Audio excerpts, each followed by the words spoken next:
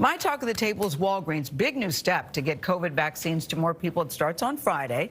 The pharmacy chain will expand vaccinations in stores across 15 states and major cities. Now, this is part of President Biden's federal retail pharmacy program he's been talking about.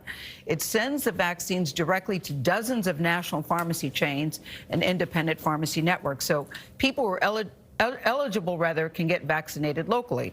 First on CBS This Morning, we like when we can say that, Walgreens and Uber, think about this combo, are revealing a new partnership to give people in underserved communities free rides to vaccine appointments. I like this. Their initiative will start in Chicago with plans to eventually expand to other cities.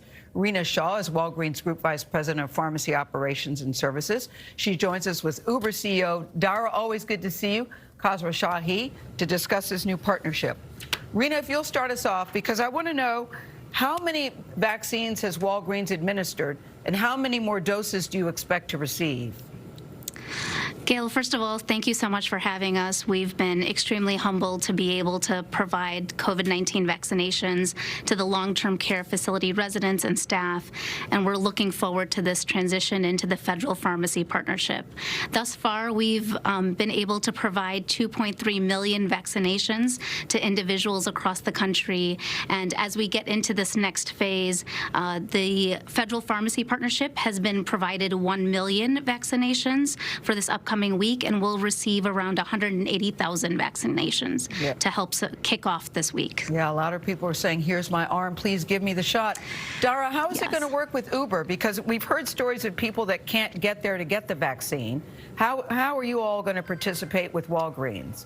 And what happens if people get in the car and they want to go to CVS, Dara? Well, we're going to encourage them to go to Walgreens in this case. You know, it's our belief that transportation should never be a barrier for health care, especially as it relates to something as important as vaccinations. This is part of a larger commitment with Uber to provide 10 million free rides to areas and especially to underserved communities so that everyone can have access to this vital vaccine as it becomes more readily available. And we're just thrilled to work with Walgreens because Walgreens has centers essentially all around the country. We're going to start in Chicago, but we're going to expand into Houston, Atlanta, El Paso as well, and really provide this kind of health care to all communities, regardless of, especially the ones that are hardest hit by the virus. Hey, Dara, it's Tony Dokoupil. So on the logistics and the practicalities of it, do people have to have Uber on their phone? Do they have to do they need to sign up anew? Is it you have to have a smartphone? What are the logistics and technicalities of it? So as you schedule an appointment with Walgreens, you're going to get an email from Uber. So you can, most people around have an Uber account. If you don't have an Uber account, you can create an Uber account, and then you'll have access to the free transportation to get to that Walgreens and get your vaccine. Rina, each state has different eligibility requirements, she's trying to say. So how is this going to work? How can people get their vaccine by the end of this week?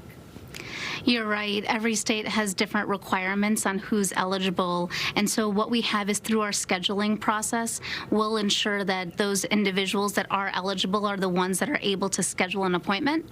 And then as soon as they schedule an appointment, as Dara mentioned, then they'll be notified on what their options are. And if they want to utilize the Uber option to go ahead and be able to come into our stores and get their vaccination. Dara, I so love this partnership. What concerns do you have about pulling it off? Because this is a big deal. It's so important and so badly needed.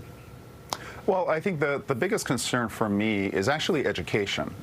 And when we work with the CDC, one of the real barriers for underserved communities to get a vaccine is the trust. Is it safe? How effective is it? So I think that we not only have to provide transportation and logistics, but also education. And we're partnering with the National Urban League, with Walgreens and other partners to make sure that the message gets out there. It's safe, it's effective, and in this case, transportation is not going to get in the way of your staying safe. Yeah. Hey, Dara, I've got a quick question on the broader pandemic right now, because Uber is actually an interesting indicator of where we are in the pandemic. You said earlier in the year, or it may have been late last year, that ridership was down something like 70% during the peak of the pandemic. What's it like now? Are people beginning to get back out there? Ridership is down now. It's not quite as bad as 70%, but it's still down quite significantly in the U.S. and Europe as well. The Asia-Pacific regions, Latin America are coming back faster, but ridership is down significantly, and I think this is all about all of us playing our part to get back to some semblance of normal in a safe way. Yeah, absolutely. Rina, there's all sorts of reports of doses going unused because they're not properly stored. What are you all doing at Walgreens to make sure? Because this is also a big deal on how this vaccine is stored and kept safe. Yeah, the storage and handling is such a critical component of making sure that we're managing the vaccines. And so all of our stores are equipped to support vaccinations, may it be the Pfizer vaccine that requires the ultra cold freezers or the dry ice, or the Moderna vaccine that's available. So we do have end-to-end processes, and we do have policies in place, and so that not one dose gets wasted. And so the intent is that we have individuals that have signed up to get vaccinations in case there's a cancellation or any other situation that occurs. We do reach out to other patients that are able to get the vaccine so we don't miss a single dose.